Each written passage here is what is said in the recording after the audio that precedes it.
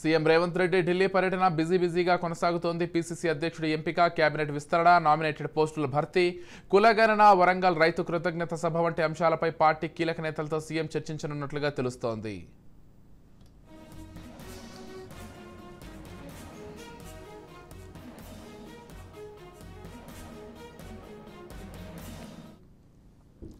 PCC కొత్త అధ్యక్షుడి ఎంపికపై ఏఐసీసీ సమావేశంలో లోతైన చర్చ జరిగినట్లు తెలుస్తోంది.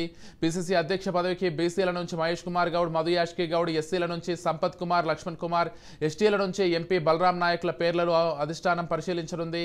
ఎస్సీలకు అవకాశం ఇవ్వాలనుకుంటే వర్గీకరణ తీర్పు నేపథ్యంలో లక్ష్మణ్ కుమార్కు, ఎస్టీలకు ఇవ్వాలనుకుంటే బలరాం నాయక్కు, బీసీలకైతే మహేష్ కుమార్ గౌడ్కు ఎక్కువ అవకాశం ఉందనే ప్రచారం జోరుగా సాగుతోంది.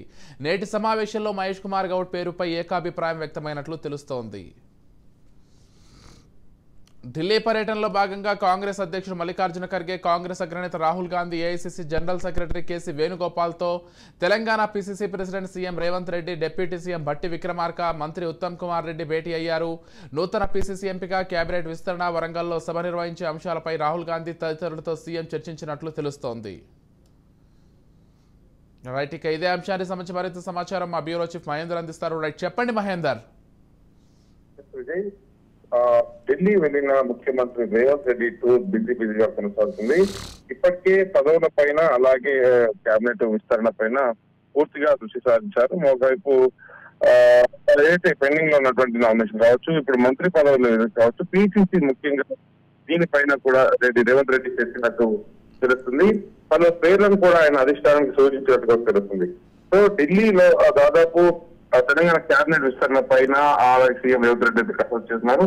గురువారం రాత్రి అయితే నిన్న ముఖ్యమంత్రి రేవంత్ తో పాటు పార్టీ కోర్ కమిటీ సభ్యులైన మంత్రులు ఉత్తమ్ కుమార్ రెడ్డి, రాష్ట్ర వ్యవహారాల ఇన్ఛార్జ్ దీపా దాస్ నుంచి బేగంపేట ఎయిర్పోర్ట్ నుంచి ప్రత్యేక విమానం ఢిల్లీకి వెళ్లారు. మరి ఢిల్లీలో ఏఐసీసీ అధ్యక్షుడు మల్లికార్జున ఖర్గే, సోనియా గాంధీ, రాహుల్ గాంధీతో ముఖ్యమంత్రి రేవంత్ రెడ్డి భేటీ అయ్యారు. మరి ఈ క్రమంలోనే తెలంగాణ నూతన పీసీసీ చీఫ్ కేబినెట్ అలాగే కేబినెట్ విస్తరణ, ఈ రైతుల రుణమాఫీ చేసినటువంటి అంశాన్ని కాంగ్రెస్ అధిష్టానానికి ముఖ్యమంత్రి రేవంత్ రెడ్డి వివరించాలని సమాచారం. ఇక కాంగ్రెస్ అధిష్టానం భేటీలో ముఖ్యమంత్రి మంత్రివర్గ విస్తరణ పైన ముఖ్యమంత్రి రేవంత్ రెడ్డి చర్చించినట్టుగా తెలుస్తుంది. దీంతో సుదర్శన్ రెడ్డి, నీలమోద్ మోదిరాజుతో పాటు మరియు ఇద్దరికి పేటను కూడా రేవంత్ రెడ్డి సూచించాలని తెలుస్తుంది. మరి ఈ పార్టీ వర్గం చెప్తున్నారు, వాస్తవంగా 6 మంత్రి పదవులు ఉన్నప్పటికీ పోచారం శ్రీనివాస్ రెడ్డికి అలాగే కేకేకు కేబినెట్ హోదా ఇవ్వడంతో ఒక 4 మంత్రి పదవులే కేటాయించాలని కాంగ్రెస్ చర్చ అవుతారు. అయితే మంత్రి పదవులు ఆశిస్తున్న వారి లిస్టు అయితే చాలా పెద్దగానే ఉంది.